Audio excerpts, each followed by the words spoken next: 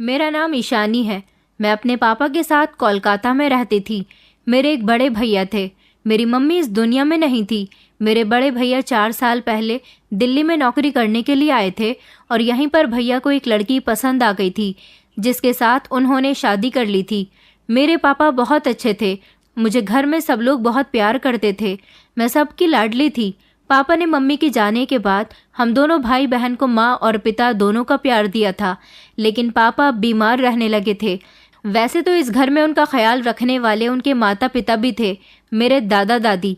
Mummy के जाने के बाद पापा ने दूसरी शादी नहीं की थी, क्योंकि वो अपने बच्चों की जिंदगी किसी दूसरी औरत के आने के बाद खराब नहीं करना चाहते थे। उनको डर लगता था कि अगर उनकी पत्नी ने उनके दोनों बच्चों को एक्सेप्ट नहीं किया तो दोनों बच्चों की जिंदगी पर बुरा असर पड़ सकता है।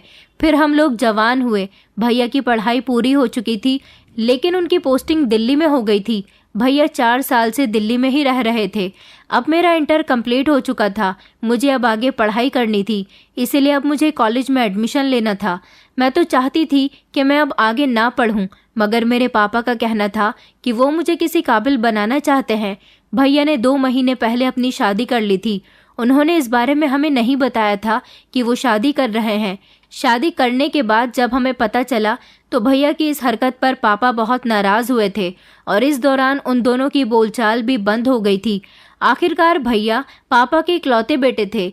पापा चाहते थे कि वो भैया की शादी खूब धूमधाम से करें, लेकिन जब पापा को ये बात पता चली कि भैया ने अपनी मर्जी के मुताबिक शादी भी कर ली है, तो ये सब सुनकर सब लोगों को गुस्सा तो बहुत आया था, लेकिन उन लोगों की शादी हो चुकी थी, अब कुछ नहीं किया जा सकता था। इसलिए दादा दादी ने पापा को बहुत समझाया था कि आजकल के बच्चे हैं, अपनी मर्जी चलाते हैं। अगर तुमने बेटे पर ज्यादा गुस्सा किया तो वो कोई गलत कदम न उठा ले। पापा भी उन दिनों बहुत गुस्से में थे। दादा दादी ने उनको समझा बुझाकर शांत कर दिया था, मगर पापा ने भैया से बातचीत करनी बंद कर दी थी। वो भैया से कोई बात नहीं करते थे, लेकिन भैया से मेरी और दादा दादी की बातें हुआ करती थी।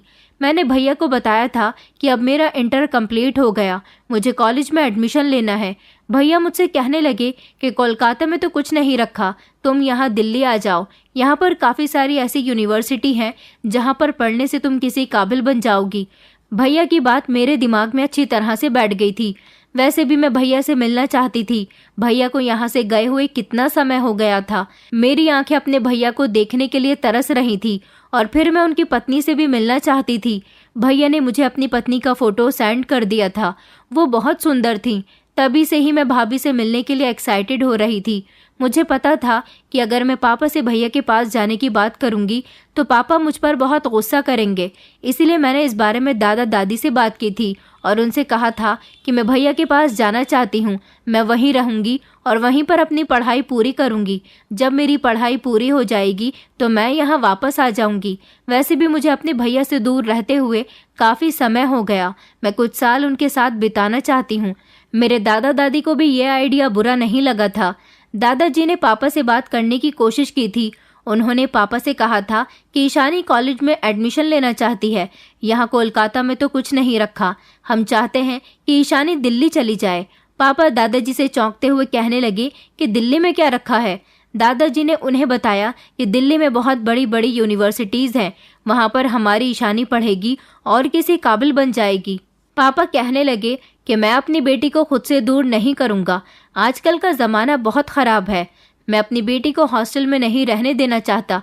दिल्ली में अगर हमारा कोई रिश्तेदार होता तो हमारी बेटी वहाँ पर ठहर जाती। पापा की बात पर दादाजी ने कहा था कि रिश्तेदार की हमें क्या ज़रूरत, जबकि हमारा वहाँ अपना ही बेटा मौजूद है। पापा समझ गए थे कि दादाजी क्या कहना चाह रहे हैं। पापा को गुस्सा आ गया और पापा कहने लगे कि आप क्या चाहते हो कि मैं अपनी बेटी को अपने उस बेटे के पास भेज दूं जिसने हम सब लोगों को अपनी शादी में भी शामिल करना ठीक नहीं समझा। दादाजी ने उनको समझाया कि वो बच्चा है, उससे गलती हो गई, मगर ईशानी उसकी बहन है और वो कितने समय से अपने भाई से मिलने के लिए तड़प रही है। सूरज ने खुद उसे दिल्ली आने की ऑफर दी है, इसीलिए मैं तुमसे बात कर रहा हूँ। पापा कहने लगे, अच्छा तो उसे अब अपनी बहन की याद आ गई। दादाजी ने कहा कि बेटा ऐसी कोई बात नहीं है, उसे हम सबकी याद आती है। वो हमसे बार बार कहता है कि पापा मुझे माफ़ कर दें, लेकिन तुम तो उसे माफ़ ही नहीं करते। गलती सबसे होती है। अच्छा, तुम उसे माफ़ मत करो, लेकिन ईशानी अपने भाई से मिलना चाहती है और उसका कहना है कि वो दिल्ली में ही पढ़ाई करेगी और कुछ साल अपने भाई के पास रहेगी। जब उसकी पढ़ाई पूरी हो जाएगी तो वो यहाँ वापस आ जाएगी। फिर मैंने भी पापा से भैया के पास जाने की जिद की थी। पापा ने भी मेरी किसी बात को नहीं टाला था और वो अपने पिता की भी कोई बात नहीं टालते थे। इसलिए दादाजी के लाख समझाने पर पापा मुझे दिल्ली भैया के पास भेजने के लिए मान गए थे। मैंने दिल्ली जाने के लिए अपनी तैयारी करनी शुरू कर दी थी और भैया को भी फ़ोन करके बता दिया था कि पापा मुझे दिल्ली भेजने के लिए तैयार हो गए। मैं आपके और भाभी के साथ ही रहूंगी, वहीं पर अपनी पढ़ाई पूरी करूंगी। मुझे बार बार भैया के साथ बीते हुए बचपन के वो पल याद आ रहे थे जब हम दोनों भाई बहन एक साथ खेला करते थे, क्योंकि मेरे भैया की उम्र में और मेरी उम्र में सिर्फ 4 साल का फ़र्क था। भैया मेरा बहुत ख्याल रखते थे। बचपन से लेकर अब तक उन्होंने मुझे बहुत प्यार किया था। पापा मुझे भैया के पास भेजने के लिए तैयार तो हो गए थे, मगर पापा बार बार यही कह रहे थे कि तुमने हम लोगों से इतनी दूर जाने का फैसला बहुत गलत किया है। तुम्हें अपने भाई के प्यार के आगे अपने पापा और अपने दादा दादी का प्यार नज़र नहीं आता। मगर फिर मैंने पापा को समझाया था कि मुझे आप सबका प्यार चाहिए। कुछ समय से मैं आपका प्यार ले रही हूँ, अब कुछ समय मैं अपने भैया का प्यार भी लेना चाहती हूँ। मैं जानती हूँ कि भैया की नौकरी ऐसी है, वो यहाँ पर नहीं आ सकते, इसलिए मुझे ही उनसे मिलने जाना होगा। पापा ने मुझे दिल्ली भेजने का सारा इंतज़ाम करवा दिया था। मेरी पैकिंग भी हो गई थी। एक तरफ मैं भैया भाभी से मिलने के लिए जितनी खुश थी, दूसरी तरफ मैं अपने पापा और दादा दादी से जुदा होने के लिए उतनी ही दुखी भी हो रही थी। मगर फिर मैंने सोचा कि मैं छुट्टियों में यहाँ आ जाया करूँगी और फिर फाइनली मैं दिल्ली चली आई थी। मुझे मेरे पापा ने दिल्ली अकेला भेज तो दिया था, मगर वो बहुत परेशान हो रहे थे। मैंने उनको समझाया था कि मैं कोई दूध पीती बच्ची नहीं हूँ जो दिल्ली तक अकेली नहीं आ सकती। भैया मुझे स्टेशन पर लेने के लिए आ गए थे। भैया को इतने सालों बाद देखकर मुझे बहुत खुशी हुई थी और फिर भैया मुझे अपनी गाड़ी में बिठाकर अपने घर ले गए थे। ये भैया का 3 कमरों वाला फ्लैट था। ये फ्लैट अंदर से बहुत सुंदर था। मैं तो भैया का घर देखकर बहुत खुश हुई थी। भैया ने मुझे बैठने के लिए कहा और उन्होंने भाभी को आवाज़ लगाई और पानी लाने को कहा था। भैया ने मुझसे कहा था कि मैंने तुम्हारा कमरा तैयार करवा दिया है, तुम वहाँ जाकर आराम कर लेना। कल हम कॉलेज जाकर तुम्हारा एडमिशन करवा देंगे। भाभी मेरे लिए पानी लेकर आई थी। ये देखकर मैं सच में बहुत खुश हुई थी कि मेरी भाभी जितनी फ़ोटो में सुंदर दिखती थी, उससे कई गुना ज़्यादा सुंदर वो हकीकत में थी। मैंने उन्हें गले लगा लिया था। वो भी मुझे देखकर बहुत खुश हो रही थी। मेरे भैया ने उनको मेरे बारे में काफ़ी कुछ बताया हुआ था। उन्होंने मेरी पसंद का खाना बनाया था और मेरा हर तरह से ख्याल रखा था। खाने का टाइम हो गया था, इसलिए भाभी ने खाना लगाना शुरू कर दिया था। हम लोग खाने के टेबल पर बैठ गए थे। तभी भैया भाभी से कहने लगे, आओ तुम भी बैठकर खाना खा लो। भाभी कहने लगी कि पहले मैं जतिन को तो बुला लूं। भैया कहने लगे, अच्छा ठीक है बुलाओ, वो भी हम लोगों के साथ खाना खा लेगा। जतिन कौन है? ये सवाल मैंने अपने भैया से किया था। भैया कहने लगे कि जतिन तुम्हारी भाभी का भाई है।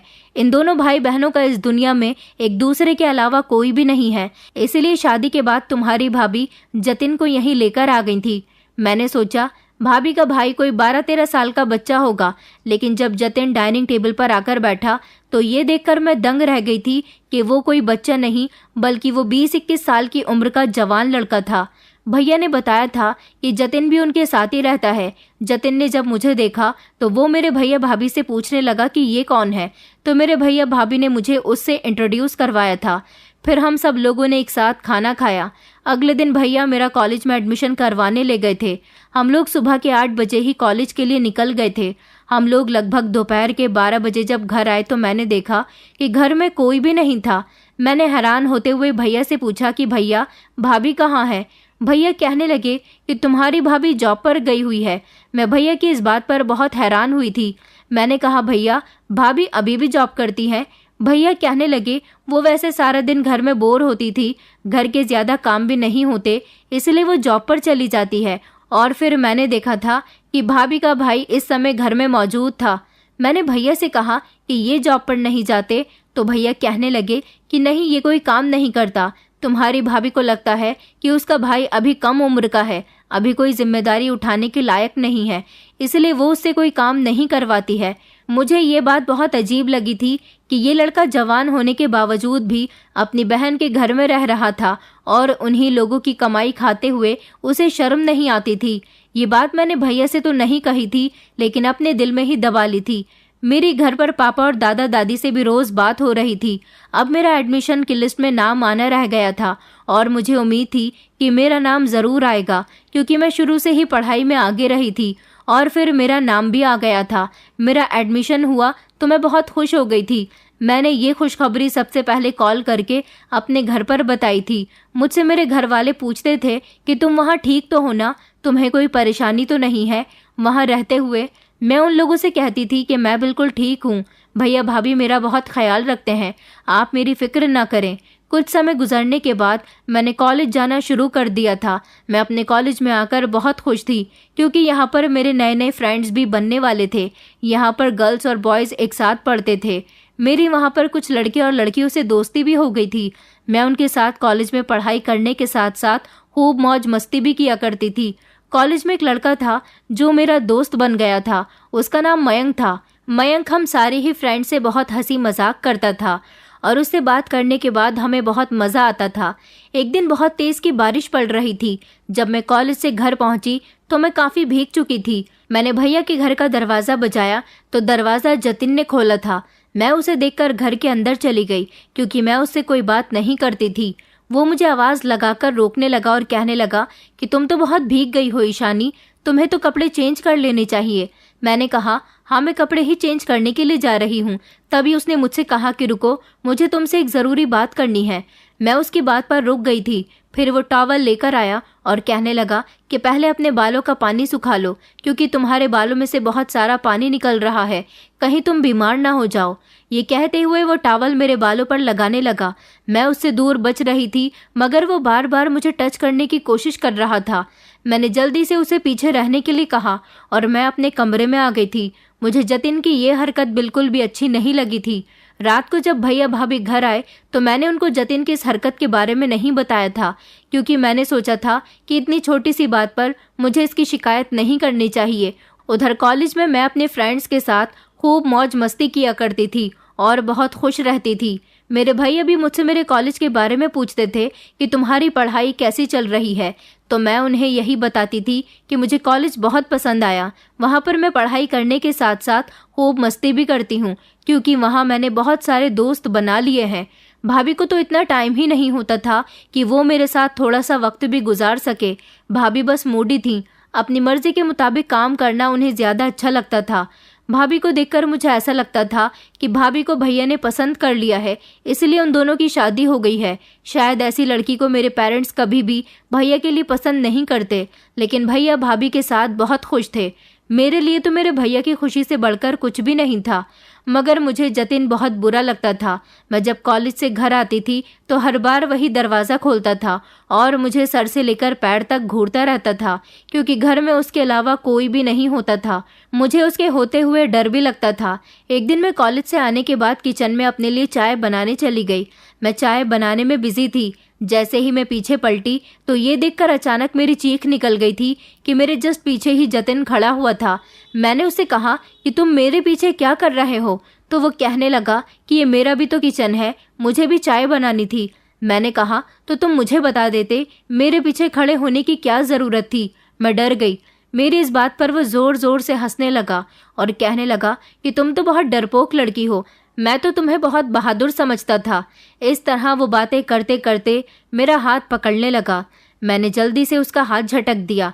आज मैं समझ गई थी कि वो ऐसी गलती धोखे से नहीं बल्कि जानबूझकर करता है, क्योंकि इससे पहले भी वो ज़बरदस्ती मुझे छूने की कोशिश कर रहा था और इस बार भी।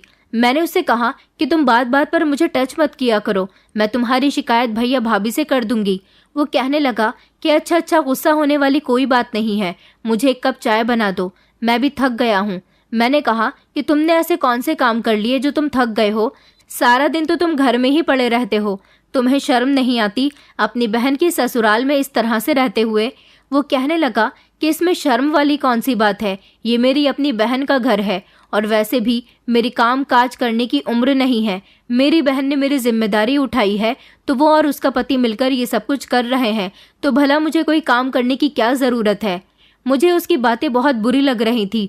मैं उससे और ज़्यादा बहस नहीं कर सकती थी, इसलिए जो चाय मैंने अपने लिए बनाई थी वो मैंने उसको दे दी और कहा कि मैं अपने लिए दूसरी बना लूँगी, क्योंकि मैं उसे किचन से निकालना चाहती थी। चाय लेकर वो किचन से चला गया था। अगले दिन हमारे कॉलेज के कुछ स्टूडेंट्स ने कॉलेज में फंक्शन रखा था। उसके लिए मुझे अच्छे से तैयार होना था, इसलिए मैंने अपनी साड़ी पहन ली थी। जैसे ही जतिन ने मुझे साड़ी में देखा तो वो मुझे अजीब अजीब सी नज़रों से देखने लगा था। न जाने क्यों उसकी नज़रें मेरी कमर से हटी नहीं रही थी।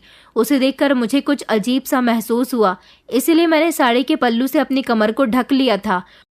वो बहुत अजीब इंसान था। ऐसा लगता था जैसे वो मुझे गंदी नज़र से देख रहा है। मैं कॉलेज आई तो सब लोग मेरी बहुत तारीफ कर रहे थे। मयंक कह रहा था कि तुम सारी लड़कियों में सबसे ज़्यादा सुंदर लग रही हो। मयंक बहुत मजाक करता था। उस दिन फंक्शन कंप्लीट होने के बाद हम सब लोगों ने ढेर सारे फ़ोटो क्लिक किए थे। मेरी सारे फ्रेंड्स में सबसे ज़्यादा गहरी दोस्ती मयंक के साथ हो गई थी, क्योंकि वो मुझे सभी लोगों में सबसे ज़्यादा वैल्यू दिया करता था। मुझे इस कॉलेज में पढ़ते हुए 6 महीने गुजर गए थे और मैं यहाँ पर बहुत खुश थी। कुछ दिनों की छुट्टी आई थी तो मैं कोलकाता अपने घर भी चली गई थी। जब मैं वहाँ थी तो मुझे अपने दोस्तों की और कॉलेज की याद आती थी, तो हम सब लोग ग्रुप कॉल कर लिया करते थे। घर आई तो दादी ने मुझसे भैया भाभी के बारे में पूछा था। न जाने क्यों जब दादी ने भाभी के बारे में पूछा तो मेरा मूड चेंज हो गया था। दादी मुझसे कहने लगी कि तुम्हारी भाभी का बिहेवियर तुम्हारे साथ कैसा रहता है, वो कैसी है। मैंने दादी को बताया था कि दादी, भाभी बहुत अजीब है। देखने में सुंदर तो बहुत है, मगर वो नौकरी करती हैं और सारा दिन भैया और भाभी घर से बाहर रहते हैं। ये बात सुनकर दादी कहने लगी, तो तुम उस अनजान शहर में सारा दिन घर में अकेली रहती हो। तुम्हें पता है ना कि आजकल का माहौल कितना ख़राब चल रहा है। फिर मैंने दादी को बताया कि मैं घर में अकेली नहीं होती हूँ, मेरे साथ घर में भाभी का भाई रहता है। दादी कहने लगी कि बहू का भाई, वो वहाँ क्यों रहता है। मैंने दादी को बताया कि भाभी के पेरेंट्स नहीं हैं, उनका सिर्फ एक भाई है, इसलिए वो भैया से शादी करने के बाद उसे उनके घर पर ही लेकर आ गई थी। दादी ने कहा कि चलो ये तो अच्छी बात है, उस बेचारे बच्चे को बहन का साथ हमेशा मिला रहेगा। दादी कहने लगी, उस बच्चे की उम्र कितनी है। फिर मैंने दादी को जब जतिन की उम्र के बारे में बताया तो दादी के होश उड़ गए थे। दादी कहने लगी कि तुम उस जवान लड़के के साथ सारा दिन घर में अकेली कैसे रह लेती हो। तुम्हारा भाई और भाभी रात के समय आते हैं, वो लड़का तुमसे कुछ कहता तो नहीं है, वो बिहेवियर का कैसा है। मैंने दादी को समझाया कि दादी, जैसा आप सोच रही हो ऐसा कुछ भी नहीं है। मैं ज़्यादातर अपने कमरे में ही रहती हूँ और ना ही उससे कोई बात करती हूँ। मुझे तो अपनी पढ़ाई से मतलब होता है। आप फिक्र मत करो, बस कुछ सालों की ही तो बात है, फिर मैं वहाँ से आप लोगों के पास वापस आ जाऊँगी। लेकिन ना जाने क्यों दादी को मेरी फिक्र होने लगी थी। दादी कहने लगी, जब से तुमने मुझे बताया है कि उसका जवान भाई घर में रहता है और वो दोनों नौकरी पर होते हैं, तो सारा दिन तुम्हारा ख्याल कौन रखता होगा। मैंने दादी को तसल्ली दी कि जैसा आप सोच रही हो ऐसा कुछ भी नहीं है, मैं अपना ख्याल खुद रख लेती हूँ। लेकिन जब भाभी ऑफिस से आ जाती हैं तो वो खाना बना लेती हैं और हम सबका ख्याल रखती हैं। मैंने दादी से कहा था कि मैंने आपको जो कुछ भी बताया है वो सब पापा को पता नहीं चलना चाहिए, वरना पापा मुझे भैया के घर में रहने नहीं देंगे। आप तो जानती है ना कि पापा मेरे मामले में कितने स्ट्रिक्ट रहते हैं। मेरी बात दादी समझ तो गई थी, लेकिन वो मेरे लिए बहुत फिक्रमंद हो रही थी। कुछ दिन अपने घर वालों के साथ बिताकर मैं वापस दिल्ली आ गई थी। भैया मुझे देखकर बहुत खुश हुए थे और फिर अगले दिन से मैंने अपने कॉलेज जाना शुरू कर दिया था, क्योंकि मेरे कॉलेज की छुट्टियां ख़त्म हो चुकी थी। हम सब फ्रेंड्स भी एक दूसरे से बहुत दिनों के बाद मिले थे, इसीलिए बहुत खुश हो रहे थे। मैं देखती थी कि मयंक मेरे पास आने के, मुझसे बातें करने के बहुत बहाने ढूंढता था, इसलिए वो अब ज़्यादातर मेरे पास ही बैठने लगा था। मैं घर आती तो मुझे फ़ोन भी करने लगा था। उसके साथ मुझे भी वक्त बिताना, बातें करना बहुत अच्छा लगता था। उस दिन जब मैं कॉलेज से घर आई तो मैं नहीं जानती थी कि वो दिन मेरी ज़िंदगी का इतना भयानक दिन होने वाला है। मैं घर के अंदर आ चुकी थी और अपने कमरे में जाकर कपड़े चेंज करने लगी। उस दिन मैं कमरे का दरवाज़ा बंद करना भूल गई थी और बाथरूम में जाकर कपड़े चेंज करने लगी। मैंने बाथरूम का भी दरवाज़ा अंदर से लॉक नहीं किया था, जबकि बाथरूम का दरवाज़ा भी थोड़ा सा खुला हुआ था। मैं उस समय कपड़े चेंज कर रही थी जब अचानक मुझे किसी की आहट महसूस हुई। मुझे ऐसा लगा जैसे बाथरूम के दरवाजे के पास कोई खड़ा हुआ है। मैंने अभी ठीक से कपड़े पहने भी नहीं थे। मैंने देखा कि दरवाजे के पास कोई भी नहीं था। मैं फिर से अपने काम में बिजी हो गई। जब अचानक मेरी नज़र सामने शीशे पर गई तो मैंने देखा कि बाथरूम के अंदर जतिन आ चुका है। मैं चिल्लाने ही वाली थी कि उसने मेरे मुंह पर हाथ रख दिया। उसे देखकर तो मेरे होश उड़ गए थे। उसने मुझे मजबूती से पकड़ लिया था। मैं उससे खुद को छुड़ाने की बहुत कोशिश कर रही थी, मगर वो मुझे छोड़ ही नहीं रहा था। और फिर उसने बाथरूम के अंदर मेरी इज्जत खराब कर दी। मैं फूट फूट कर रोने लगी थी। वो बाथरूम से जा चुका था, लेकिन जाने से पहले वो मुझे धमकी देकर गया था कि अगर मैंने इस बारे में किसी को भी कुछ बताया तो वो मुझे बदनाम कर देगा। उसने कहा था क्योंकि मैंने तुम्हारी बाथरूम में कपड़े चेंज करते हुए वीडियो बना ली है और मैं ये वीडियो वायरल भी कर सकता हूँ। काफ़ी देर तक मैं बाथरूम में रोती रही थी। जब कुछ समय गुजर गया तो मैं अपने कपड़े पहनकर बुरी हालत में अपने बिस्तर पर आकर बैठ गई थी। मेरी बहुत बुरी हालत हो रही थी। रात का वक्त हो गया था। भैया भाभी घर भी आ चुके थे। भाभी ने डाइनिंग टेबल पर खाना लगा दिया था। भैया ने भाभी से कहा कि जाओ ईशानी को बुलाकर लाओ, वो अभी तक खाना खाने क्यों नहीं आई। भाभी जब मुझे मेरे कमरे में बुलाने आई और उन्होंने मेरी इतनी बुरी हालत देखी तो वो मुझसे कहने लगी कि तुम्हें क्या हुआ है, तुमने अपना इतना बुरा हुलिया क्यों बनाया हुआ है। उनके इस सवाल पर मैंने उनसे गले लगकर रोना शुरू कर दिया तो वो बार बार मुझसे पूछने लगी कि बताओ ईशानी क्या हुआ है, जल्दी बताओ, तुम्हारे भैया हम लोगों का खाने पर इंतज़ार कर रहे हैं। फिर मैंने उनको उनके भाई की सारी हकीकत के बारे में बता दिया था। मेरी बात सुनकर भाभी की आंखें फटी की फटी रह गई थी। भाभी ने मेरे आगे हाथ जोड़ लिए और कहने लगी कि प्लीज़ ईशानी, इस बारे में तुम अपने भैया को कुछ मत बताना, क्योंकि जतिन मेरा भाई है। अगर तुम्हारे भैया को जतिन की हरकत के बारे में पता चल गया तो वो जतिन के साथ साथ मुझे भी घर से बाहर निकाल देंगे। क्या तुम चाहती हो कि तुम्हारे भैया भाभी अलग हो जाएं? मैंने गर्दन से इशारा करते हुए नहीं कहा था। भाभी कहने लगी, बस तो फिर तुम खामोश रहना, इस बारे में अपने भाई को कुछ मत बताना, मैं जतिन को डांटूंगी, उसने इतनी बड़ी गलती क्यों की। तुम फिक्र मत करो, सब कुछ ठीक हो जाएगा। भाभी ने जल्दी से मेरा हुलिया ठीक करवाया और फिर वो मुझे डाइनिंग टेबल पर ले गई थी। मेरे बिल्कुल सामने ही जतिन बैठा हुआ था। मेरा कुछ भी खाने का मन नहीं कर रहा था। मैं बहुत खामोश बैठी हुई थी। जतिन मुझे अजीब अजीब सी नज़रों से देख रहा था। भाभी भी जतिन को गुस्से भरी नज़र से देख रही थी, जबकि भैया ने जब मुझे गौर से देखा तो कहने लगे कि क्या हुआ है ईशानी, कहाँ खोई हुई हो, खाना क्यों ठीक से नहीं खाती हो। भैया के इस सवाल पर मैंने उनसे कहा कि मुझे भूख नहीं है भैया। ये कहकर मैं अपने कमरे में आ गई थी और फिर से मैंने रोना शुरू कर दिया था। भाभी ने अपने भाई को डांटा तो था, मगर उसकी गलती इतनी बड़ी थी कि डांट का तो उसके ऊपर कोई असर नहीं होने वाला था। उस समय तो उसने अपनी बहन से अपनी गलती का इजहार कर लिया था और माफ़ी भी मांग ली थी, लेकिन वो सुधरने वाले लोगों में से नहीं था। अगले दिन जब मैं कॉलेज गई तो बहुत ज़्यादा खामोश थी, क्योंकि इस बात का असर सीधा मेरे दिमाग पर पड़ा था। दादी की कही हुई बातें मुझे याद आती थीं। अब मुझे समझ आया था कि दादी मेरे लिए इतनी फिक्रमंद क्यों हो रही थी।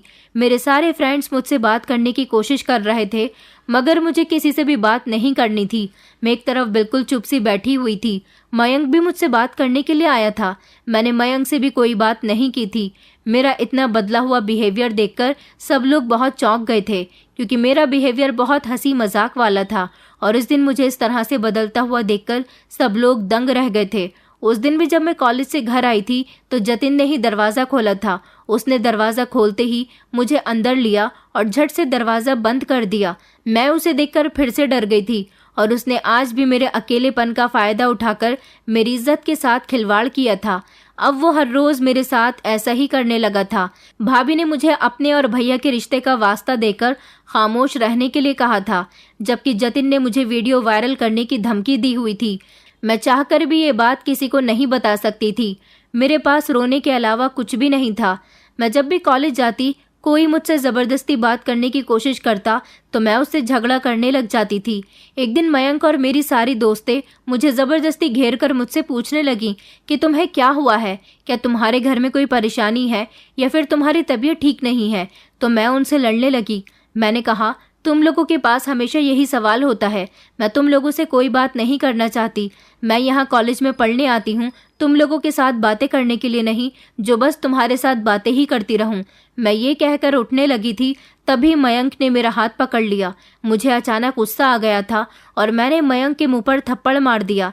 मैंने कहा कि तुम्हारी हिम्मत कैसे हुई मुझे छूने की। मयंक के थप्पड़ मारने से सब लोगों को एक जोरदार झटका लगा था, क्योंकि किसी को भी ऐसी उम्मीद नहीं थी कि मैं मयंक पर हाथ भी उठा सकती हूँ। मयंक को गुस्सा नहीं आया था, बल्कि वो अभी भी मुझे समझा रहा था और मैं उसका हाथ झटक कर दूसरी तरफ जाकर बैठ गई थी। मुझे अपने दोस्तों से भी कोई बात नहीं करनी थी। वो सब लोग आपस में ही बातें बना रहे थे कि ईशानी को क्या हो गया, वो इस तरह रिएक्ट क्यों कर रही है, इतनी चिड़चिड़ी क्यों हो गई है। ये तो मैं भी नहीं जानती थी कि मैं इतनी चिड़चिड़ी क्यों हो गई हूँ। शायद इसकी वजह जतिन ही था, क्योंकि मैं जब भी घर में जाती थी वो मेरा फ़ायदा उठा लिया करता था। ये टेंशन मैं अपने दिमाग पर सवार कर रही थी, क्योंकि ये काम मेरे लिए बहुत बड़ा था। मैं किसी से अपने लिए मदद भी नहीं मांग सकती थी। अब मैंने सोच लिया था कि मुझे आगे पढ़ाई नहीं करनी और मैं कॉलेज नहीं जाऊंगी। मैं वापस अपने दादा दादी और पापा के पास चली जाऊंगी और उन लोगों के साथ ही रहूंगी। मैं जब तक यहाँ रहूंगी जतिन मेरी इज्जत के साथ खिलवाड़ करता रहेगा। एक दिन भाभी जल्दी घर आ गई थी। मैंने भाभी से कहा था कि भाभी, आपका भाई हर रोज मेरे साथ ऐसा करता है। मैं जब जब घर आती हूँ मुझे उससे डर लगने लगता है। भाभी कहने लगी कि तुम शांत हो जाओ। मैंने उसे समझाया है, वो जो भी करता है तुम खामोशी से बर्दाश्त कर लिया करो, और हाँ, इस बारे में किसी को कुछ पता नहीं चलना चाहिए। भाभी ने जल्दी से अपने पर्स से दवाई निकाली और मुझे उसे खाने के लिए कहा। मैंने कहा कि ये कैसी दवाई है। भाभी कहने लगी, अगर तुम जतिन से प्रेग्नेंट हो गई तो ये सच्चाई सबके सामने खुलकर आ जाएगी, इसलिए तुम ये दवाई खा लिया करो, इससे तुम प्रेग्नेंट नहीं होगी। भाभी की बात सुनकर मेरे पैरों तले से जमीन निकल गई थी। बजाय इसके कि उन्हें अपने भाई को समझाना चाहिए था, उन्हें अपने भाई को पुलिस के हवाले कर देना चाहिए था कि वो मेरी इज्जत के साथ बार बार खेल रहा था। वो तो मुझे उल्टा अपने ही भाई के साथ ये सब करने पर मजबूर कर रही थी और मुझे दवाइयाँ भी खाने का कह रही थी। मैंने वो दवाइयाँ उठाकर फेंक दी और भाभी से कहा कि आप इतनी घटिया औरत निकलोगी, मैं समझ भी नहीं सकती थी। मैं भैया को सब कुछ बता दूंगी। तभी पीछे से जतिन आ गया था और कहने लगा कि खुशी खुशी अपने भाई को सब कुछ बता दो। मेरे पास तुम्हारा वो वीडियो है जिसमें तुम कपड़े चेंज कर रही हो। अगर वो वीडियो मैंने वायरल कर दिया तो तुम किसी को मुंह दिखाने लायक नहीं रहोगी। अभी तो ये बात दबी हुई है और अगर तुम प्रेग्नेंट हो गई तब भी तुम बदनाम हो जाओगी। तुम्हारी भाभी तुम्हारी मदद कर रही है।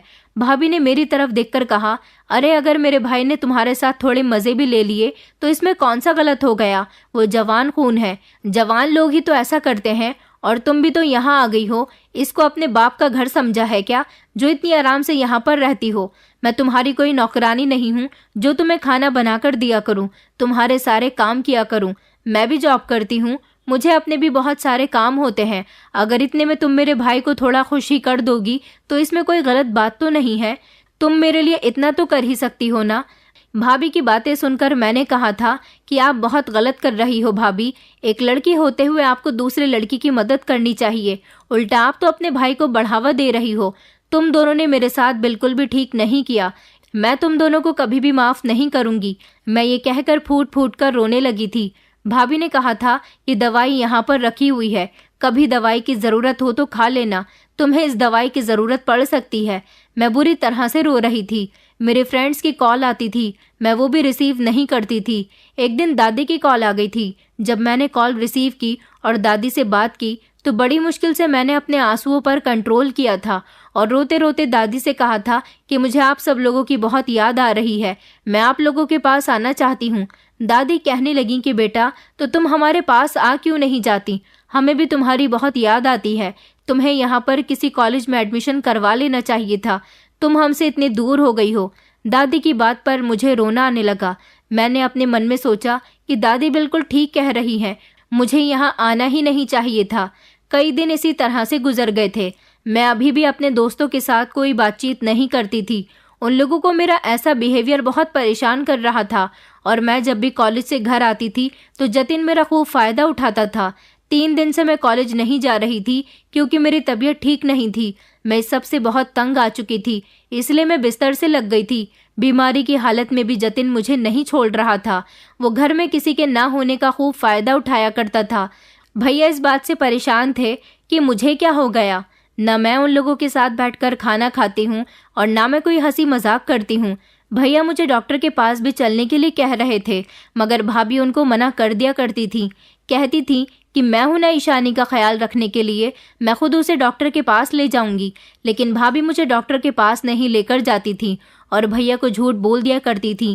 कहती थी कि मैं ईशानी का बहुत ख्याल रखती हूँ। मयंक मुझे लगातार फ़ोन कर रहा था। मैं उसकी कॉल रिसीव नहीं कर रही थी, इसलिए मैंने अपना फ़ोन साइलेंट पर कर दिया। एक दिन मयंक मेरी फ्रेंड श्वेता के साथ भैया के फ्लैट में आ गया था। श्वेता ने जब मुझे बीमार देखा तो वो बहुत फिक्रमंद हो गई थी और कहने लगी कि मयंक तुम्हें कब से कॉल कर रहा है, तुम कॉल रिसीव क्यों नहीं कर रही हो। मैंने उनसे कहा कि तुम लोग यहाँ पर क्यों आए हो, मैं कॉलेज 1-2 दिन में आने ही वाली थी। मयंक कहने लगा कि तुम्हें क्या हो गया है ईशानी, न तुम हमसे बात करती हो, न तुम हमसे मिलना चाहती हो, यहाँ तक कि तुम्हें तो अब हमारा साथ भी पसंद नहीं है। आखिर हमने तुम्हारे साथ ऐसा भी क्या कर दिया, हम तो तुम्हारी फिक्र ही करते हैं। तुम 3 दिन से कॉलेज नहीं आ रही हो, हम तुमसे मिलने के लिए आए हैं और कॉलेज के कुछ असाइनमेंट तैयार करने हैं, उसके बारे में भी तुम्हें बताना था। मैंने कहा कि तुम लोग यहाँ से जाओ, मैं जब कॉलेज आऊँगी तब हम लोग बात करेंगे। मेरा ऐसा बिहेवियर देखकर श्वेता और मयंक को बहुत गुस्सा आया था। वो लोग घर से निकल गए थे। तभी जतिन मेरे कमरे में आ गया था और उसने मेरे साथ दोबारा से बदतमीजी करनी शुरू कर दी थी। मैं जोर जोर से चिल्ला रही थी और फिर से जतिन ने मेरे साथ गलत काम किया था। भाभी के कहने के मुताबिक मैंने उनकी दी गई दवाई खानी शुरू कर दी थी, क्योंकि मैं भी यही चाहती थी कि मैं किसी बड़ी मुसीबत का शिकार न हो जाऊं। वैसे तो ये मुसीबत भी मेरे लिए कम नहीं थी। जतिन लगातार ही मेरा फ़ायदा उठा रहा था। अगले दिन मैं कॉलेज चली गई थी और आज भी मैं बहुत खामोश बैठी हुई थी। कॉलेज से छुट्टी के टाइम पर मैं अकेली ही थी। जब कॉलेज से बाहर निकल कर आ रही थी तो मयंक ने मेरा हाथ पकड़ लिया और मुझे ज़बरदस्ती कॉलेज के कैंटीन में ले गया। मैंने उसे मना भी किया था, मगर वो मेरे साथ कुछ बात करना चाहता था। मैंने मयंक पर अपना गुस्सा निकालना शुरू कर दिया और उससे कहा कि तुम मुझे यहाँ क्यों लेकर आए हो। मयंक कहने लगा कि तुम मुझे बताओ, तुम्हारी ज़िंदगी में क्या चल रहा है ईशानी, तुम क्यों इतनी परेशान रहती हो, तुम क्यों इतनी चिड़चिड़ी हो गई हो। मैंने कहा मुझे तुम्हें कुछ नहीं बताना, मैं तुम्हें कुछ भी बताना ज़रूरी नहीं समझती मयंक। मयंक ने फिर से मेरा हाथ पकड़ा और झटक कर मुझे कुर्सी पर बिठा दिया। मैंने कहा मयंक ये क्या बदतमीजी है, मैं शोर मचा दूंगी। मयंक कहने लगा कि तुम्हें जो करना है करो, पर एक बार मेरी बात सुन लो, मैं तुम्हारे बारे में सब कुछ जान चुका हूँ। क्योंकि कल जब श्वेता और मैं तुम्हारे घर से निकल चुके थे तो श्वेता को याद आया कि वो अपनी असाइनमेंट की फाइल को तुम्हारे कमरे में भूल आई है। मैं वही लेने के लिए वापस तुम्हारे घर में आया और जैसे ही तुम्हारे कमरे के पास पहुंचा तो मुझे तुम्हारे चिल्लाने की आवाज़ आने लगी। दरवाज़ा थोड़ा सा खुला हुआ था। मैंने जब अंदर झांक कर देखा तो मेरे होश उड़ गए थे, क्योंकि वो लड़का तुम्हारी इज्जत के साथ खेल रहा था और तुम बार बार उससे कह रही थी कि प्लीज़ मुझे छोड़ दो, वरना मैं भैया को बता दूंगी। बताओ वो लड़का कौन है, क्यों वो तुम्हारे साथ ऐसा कर रहा था? क्या यही वजह है जो तुम इतने डिस्टर्ब रहने लगी हो? क्या वो हर बार तुम्हारे साथ यही करता है? मयंक को जब सब कुछ पता चल गया तो मैं फूट फूट कर रोने लगी और फिर मैंने उसे सब कुछ बता दिया कि किस तरह जतिन और मेरी भाभी मिलकर मुझे ब्लैकमेल कर रहे हैं। भाभी सब कुछ जानते हुए भी अपने भाई को ये सब कुछ करने का बढ़ावा दे रही है और जतिन ने मेरी वीडियो बना ली है, वो इसीलिए मुझे ब्लैकमेल करता है। मैं चाहकर भी अपने भाई को कुछ नहीं बता सकती। मयंक कहने लगा कि कोई बात नहीं, मैं तुम्हारी मदद करूंगा, मैं तुम्हारे साथ हूँ।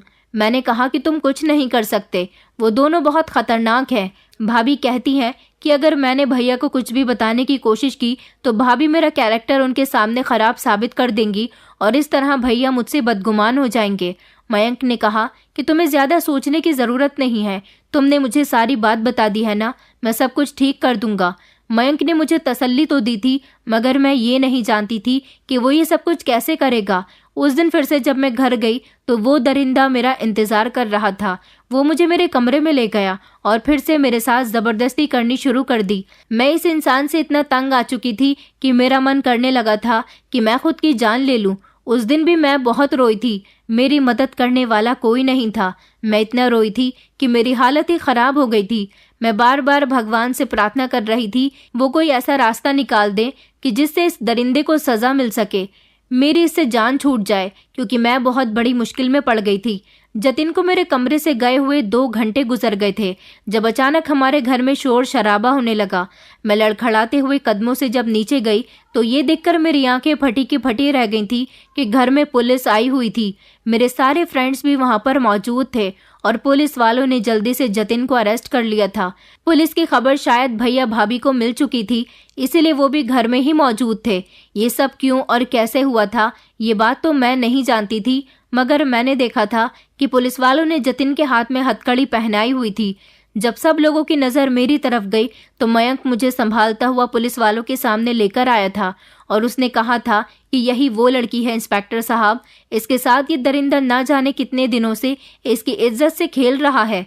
भाभी बार बार भैया को इस बात का यकीन दिला रही थी कि मयंक और मेरे सारे ही फ्रेंड झूठ बोल रहे हैं। मुझे ये सब कुछ देखकर बहुत खुशी मिली थी कि मेरे सारे ही दोस्त मेरी मदद के लिए पुलिस को यहाँ पर लेकर आए थे। भैया भी ये सब कुछ देखकर कंफ्यूज हो रहे थे क्योंकि उनकी भी कुछ समझ नहीं आ रहा था। फिर पुलिस ने वो सबूत दिखाए जिसको देखकर सबके पैरों तले से जमीन निकल गई थी। जिस टाइम पर जतिन मेरे कमरे में आया था उसी टाइम पर खामोशी से मयंक दूसरे फ्लैट से कूदकर मेरे कमरे की गैलरी पर आ गया था और वहां की खिड़की से उसने उस समय की वीडियो बना ली थी जब जतिन मेरे साथ गलत कर रहा था और वो वीडियो उसने पुलिस को दे दी थी। पुलिस को अब सिर्फ मेरे बयान का इंतजार था।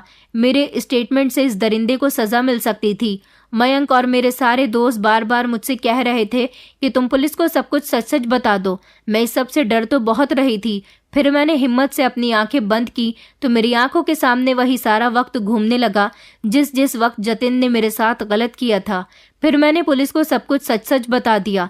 भैया को जतिन की ये सारी हकीकत पता चली तो भैया ने उसके मुंह पर एक जोरदार थप्पड़ मारा था क्योंकि उनसे भी ये बर्दाश्त नहीं हुआ था कि ये कमीना कितने समय से उनकी बहन की इज्जत के साथ खेल रहा था।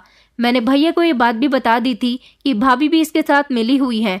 भाभी मुझे न जाने कितने समय से दवाई खिला रही है जिससे मैं प्रेग्नेंट न हो सकूं और उनका भाई लगातार मेरे साथ गलत करता रहे। भैया ने इस समय भाभी को डाइवोर्स देने का फैसला कर लिया था।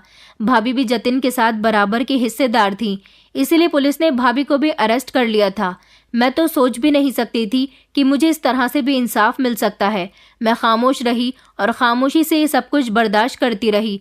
मैं चाहती तो अपने लिए स्टैंड ले सकती थी, लेकिन मैंने डर की वजह से कभी कोई स्टैंड नहीं लिया। मयंक को जब ये सब कुछ पता चला तो उसने मेरे दोस्तों को भी बताया कि मेरे परेशान होने की वजह जतिन है। उन सब लोगों ने फैसला किया कि वो मेरी मदद करेंगे और इस दरिंदे को सजा दिलवाएंगे। उन्होंने ये सब किया और वो अपने प्लान में कामयाब हो गए थे। भैया को तो बहुत ही गुस्सा आ रहा था। पुलिस जतिन और भाभी को अरेस्ट करके ले गई थी। वो दोनों ही भैया से रिक्वेस्ट कर रहे थे कि आगे उनसे कोई गलती नहीं होगी, लेकिन भैया का बस नहीं चलता। वो अपने हाथों से उन दोनों की ही जान ले लेते। भाभी और जतिन तो जेल जा चुके थे। उनके जाने के बाद भैया ने मुझसे हाथ जोड़कर माफ़ी मांगी थी और कहा था कि मैं पापा से भी माफ़ी मांगना चाहता हूँ। आज मुझे पता चला कि पापा मुझसे बिल्कुल सही नाराज़ हैं। मैं तो कभी जान ही नहीं पाया था कि मेरी पत्नी और उसका भाई इतने बुरे लोग हैं जो मेरी बहन के साथ इतना बुरा करेंगे। भैया ने कहा कि मैं हमेशा तुम्हारी रक्षा करूंगा। अब किसी की हिम्मत नहीं है जो मेरी बहन को हाथ भी लगा सके। लेकिन भैया ने कहा कि तुम्हें मुझे इस बारे में बताना चाहिए था। मैंने भैया को बताया कि भाभी ने और जतिन ने मुझे ब्लैकमेल किया था। मुझे पता चला कि जतिन सिर्फ मुझे ब्लैकमेल कर रहा था। जतिन के पास मेरी ऐसी कोई वीडियो नहीं थी जिसकी वजह से मैं खामोश थी। वो सिर्फ मुझे खामोश कराने के लिए ही वीडियो वायरल करने को कहकर मुझे ब्लैकमेल कर रहा था और मैं उससे ब्लैकमेल होती रही। मैंने मयंक और अपने सारे दोस्तों से भी अपने गलत बिहेवियर की माफ़ी मांगी थी। सब लोग बहुत खुश थे। आज मुझे एहसास हो रहा था कि ज़िंदगी में दोस्तों का होना कितना ज़रूरी है। दोस्त वही होते हैं जो आपकी मदद करें और मेरे दोस्तों ने मेरी बहुत मदद की थी। इस समय भैया के सामने ही मयंक ने भी मुझे प्रपोज कर दिया था और उसने कहा था कि मैं अपने घर वालों को तुम्हारे यहाँ रिश्ता लेकर भेजना चाहता हूँ। भैया तो इस बात पर बहुत खुश हुए थे, मगर अभी दादा दादी और पापा इस बारे में कुछ नहीं जानते थे। फिर हम लोगों को कोलकाता जाना पड़ा था और वहां जाने के बाद जब भैया ने पापा और बाकी सबसे माफ़ी मांगी और सबको बताया कि उनकी पत्नी और उसके भाई ने मेरे साथ क्या किया था, तो पापा को गुस्सा तो बहुत आया था, लेकिन फिर उन दोनों को सज़ा मिल गई थी। इससे ज़्यादा वो लोग और कुछ नहीं कर सकते थे। फिर मयंक भी कोलकाता ही अपने पेरेंट्स को लेकर आ गया था और मेरे घर वालों ने खुशी खुशी ये रिश्ता एक्सेप्ट कर लिया था। पापा ने भैया को भी माफ़ कर दिया क्योंकि भैया को भी भाभी की हकीकत के बारे में देर से पता चला था। अब मेरी शादी मयंक के साथ हो गई और मैं उसके साथ एक खुशहाल ज़िंदगी गुजार रही हूँ। मैं खुश हूँ कि मेरे साथ इतना सब कुछ हो जाने के बाद भी मयंक ने मेरा बहुत साथ दिया और आज मैं उसकी पत्नी भी हूँ। दोस्तों, उम्मीद करती हूँ आपको हमारी कहानी पसंद आई होगी। कहानी पसंद आई है तो वीडियो को लाइक करें, चैनल पर नए हैं तो चैनल को सब्सक्राइब करें और हाँ, नोटिफिकेशन बेल को ज़रूर दबाएं ताकि अगली अपडेट सबसे पहले आपको मिले।